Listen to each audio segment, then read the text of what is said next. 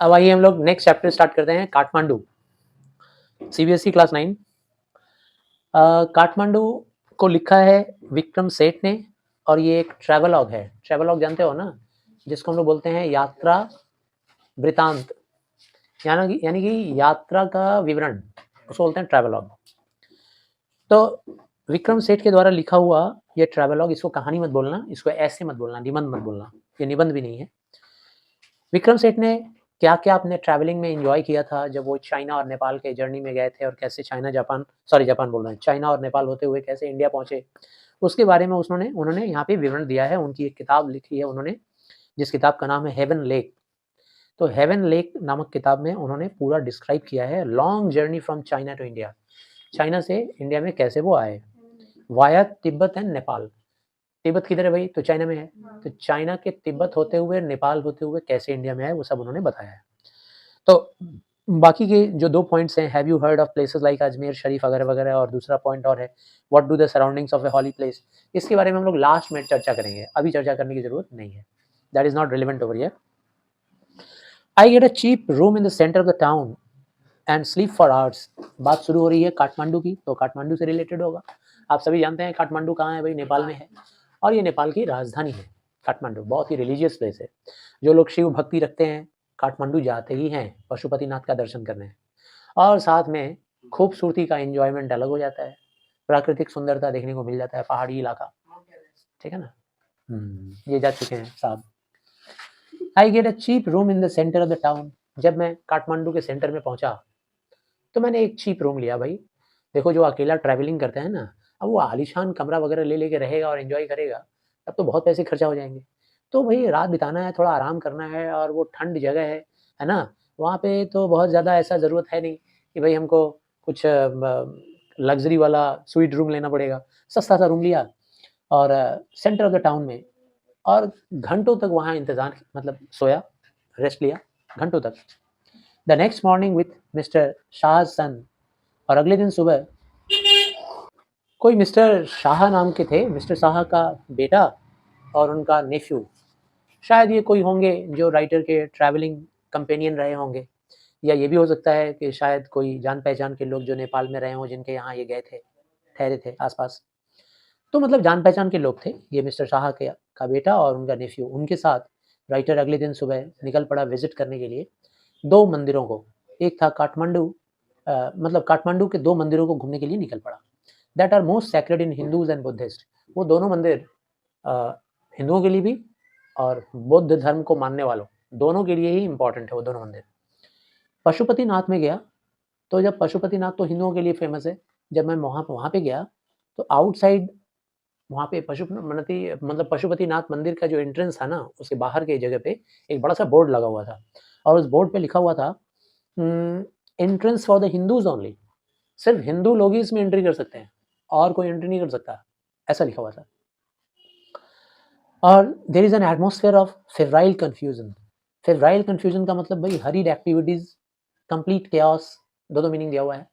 मतलब पूरा कंफ्यूजन का माहौल था वहाँ पर, चारों तरफ एक्टिविटीज एक्टिविटीज। कोई मोटर बाइक वाला टी का आवाज मार रहा है, कोई साइकिल वाला ट्रिंग ट्रिंग की आवाज कर रहा है, कोई ट्रेड पर्सन है जो कि चिल्ला रहा है, ठीक है ना, जैसे हमारे बंगाल में देखे होंगे लोग चिल्ला रहे होते हैं, हर एक माल 10 टका 10 टका 5 टका चिल्लाते हैं लोग, ऐसे वहाँ पे कोई चिल्ला रहा है। कोई उधर से आ रहा है जल्दबाजी में, कोई इधर से जा रहा है जल्दबाजी में, कोई धक्का लड़ रहा है, इस तरह का फेब्राइल कंफ्यूजन था वहाँ पर मंदिर में।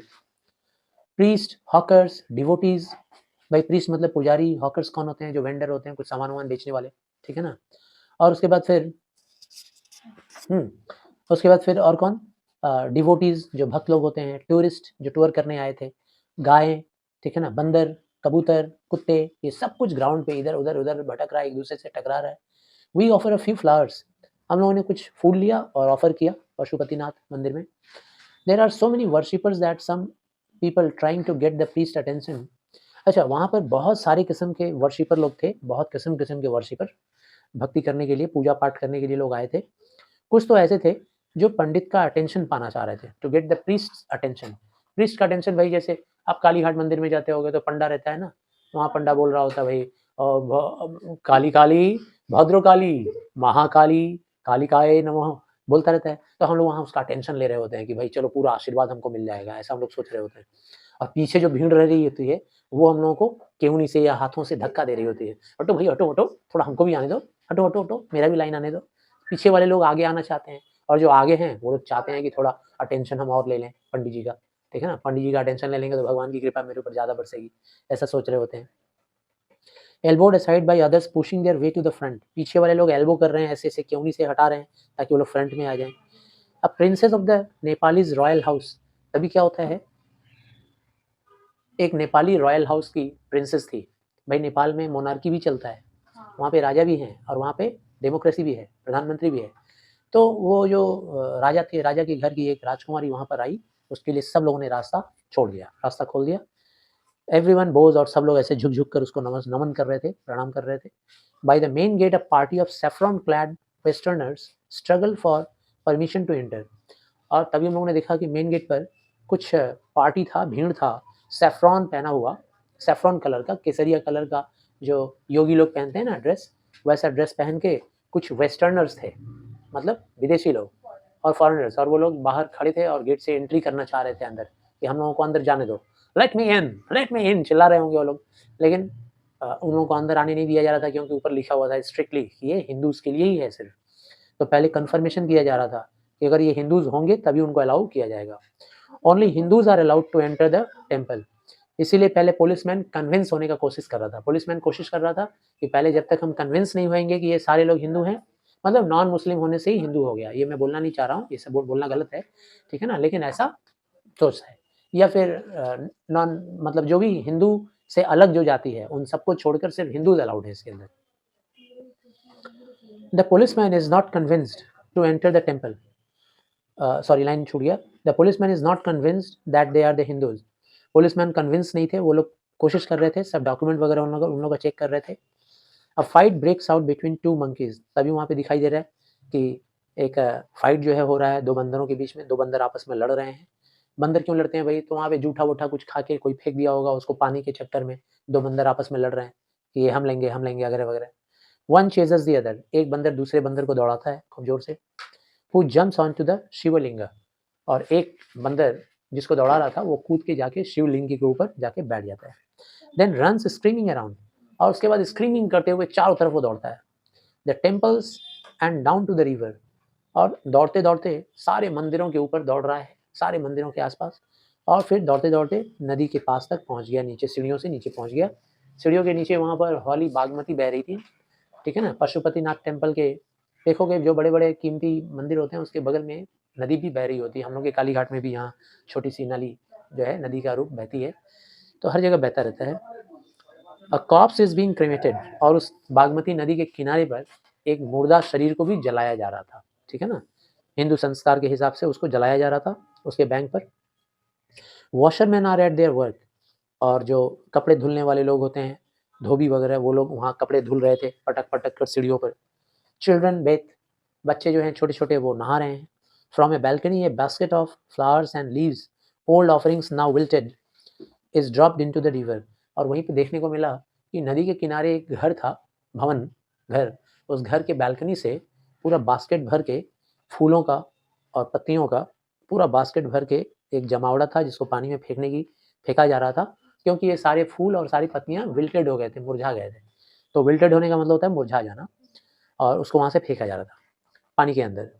तो पानी के अंदर फेंक करके ये पोल्यूशन भी क्रिएट करेगा, ये सब देख रहा है राइटर विक्रम सेठ, और उन सबको उन्होंने अपनी किताब में लिखा भी है।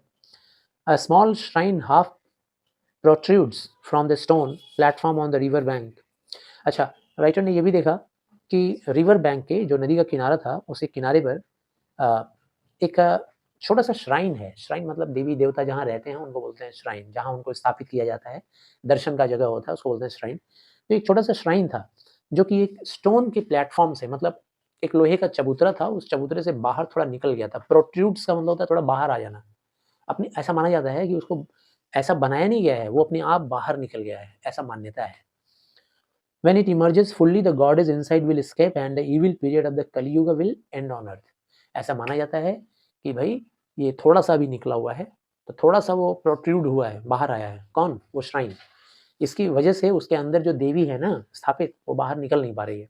जब वो पूरा निकल जाएगा पत्थर से बाहर, तो ऐसा माना जाता है कि उसके अंदर की देवी निकल कर भाग जाएगी। और जब वो देवी निकल कर भाग जाएगी तो इस धरती के ऊपर से कली युग जो चल रहा है वो खत्म हो जाएगा, कलयुग का बुरा समय खत्म। 4 युग है ना, आप लोग नाम सुने होंगे, ठीक है ना? हाँ, तो सबसे पहले जो है वो सतयुग, सतयुग के बाद आ गया त्रेता युग, और त्रेता युग के बाद आया श्री कृष्ण का युग, द्वापर युग, और अभी है कलयुग। विल एंड ऑन अर्थ, और वो युग जो है खत्म हो जाएगा। अब आगे थर्ड नंबर। तो अब पशुपतिनाथ का यात्रा तो करवा दिया उन्होंने, अपने यात्रा किया, किताब में लिखा, उसके जरिए रीडर लोगों को भी पता चल गया। अब बात होगा बौद्धनाथ स्तूपा का। बौद्धनाथ अब वो गए, जहाँ पर भाई बुद्धिस्ट लोगों का एक श्राइन है, उसका फोटो देखो नीचे दिया हुआ है। तो at the Boudhanath stupa, the Buddhist shrine of Kathmandu, Kathmandu का ये बुद्धिस्ट श्राइन है, वो तो हिंदू श्राइन था पशुपतिनाथ, ये बुद्धिस्ट श्राइन है, ये बौद्ध धर्म को मानने वाले लोग यहाँ पर आते हैं।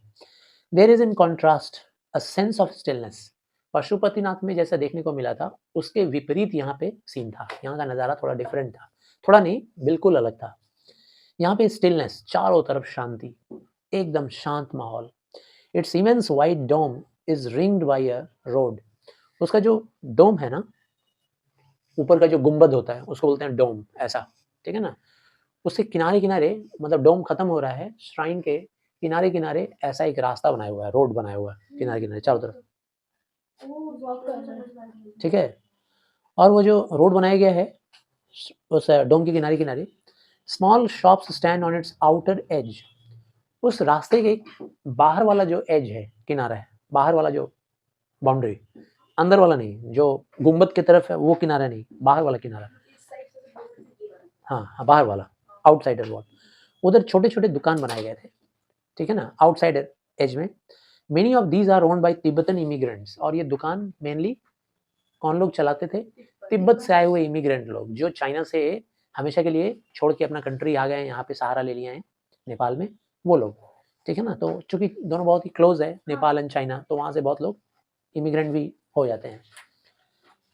फेल्ट बैग्स, वहाँ पे कोई बहुत कुछ खरीद सकता था, चाहो तो बैग वगैरह, तिब्बतन प्रिंट वगैरह खरीद सकते हो, ठीक है ना? उनका प्रिंट, मतलब वहाँ का जो शीट वगैरह होता है, या जिस तरीके का प्रिंट वगैरह होता है कपड़ों का, वो सब, सिल्वर ज्वेलरी खरीद सकते हो। देयर आर नो क्राउड्स, यहाँ पे कोई भी भीड़ नहीं है। This is a haven of Kathmandu, sorry this is a haven of quietness, मतलब एक सेफ प्लेस है और शांति प्रिय जगह है, ऐसा जगह है। In the busy streets around, चारों तरफ बिजी स्ट्रीट और उसके बीच में इतना शांति वाला माहौल। काठमांडू इज विविड, काठमांडू बहुत ही वैरायटी वाला जगह है, विविड प्लेस है। मर्सिनरी, भाई जो लोग अपना फ़ायदा देखने वाले लोग होते हैं, आमदनी देखने वाले, फ़ायदा देखने वाले, उनको मर्सिनरी बोलते हैं, गेन, पर्सनल गेन देखने वाले, यानी यूँ समझ लो कि बिजनेसमैन वगैरह। रिलीजियस, धार्मिक लोगों से भी ये जगह भरा हुआ है।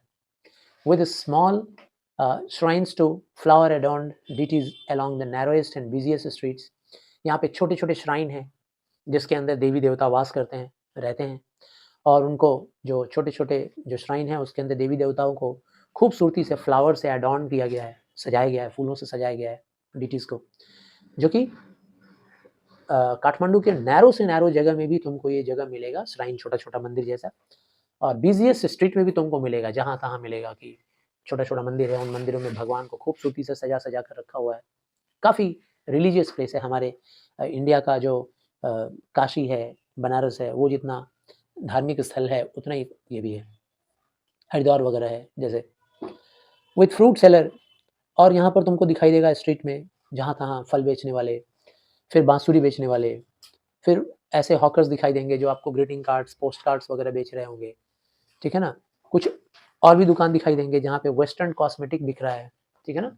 विदेशी कॉस्मेटिक्स, फेस वगैरह को सुंदर बनाने के लिए कॉस्मेटिक वगैरह बिकता है, ठीक। फिल्म रोल्स भी दिखाई देगा, मिलेगा यहाँ, कैमरा वैमरा लेके गए हो तो रोल मिलेगा, रोल लेके कैमरा में भर लो और फोटो लो, फिल्म रोल्स। चॉकलेट्स, चॉकलेट्स वगैरह मिलेगा, और Blair out, sorry copper utensils, तांबे के बर्तन वगैरह मिलेंगे, नेपालीज एंटिक मिलेंगे, एंटिक पीसेस मतलब बड़ी पुरानी पुरानी चीज़ें नेपाल की, वो चीज़ें मिलेंगी। Film songs Blair out from the radios, और फिल्मी गाने यहाँ चल रहे होते हैं, रेडियो से बज रहे होते हैं, कार हॉन्किंग कर रहा है, हॉर्न बजा रहा है, बाइसाइकिल बेल्स रिंग, और साइकिलों का भी टिंग टिंग का आवाज़ सुनाई देगा, जहाँ तहाँ गाय दिखाई देगी चलते हुए रास्ते में। मतलब ये है बुद्धिस्ट स्तूपा के बाहर का एरिया का, मतलब बाहर कैसा दिख रहा होता है वहाँ, उसके एरिया के बाहर काफ़ी भीड़ भड़ाका वहाँ पे भी है।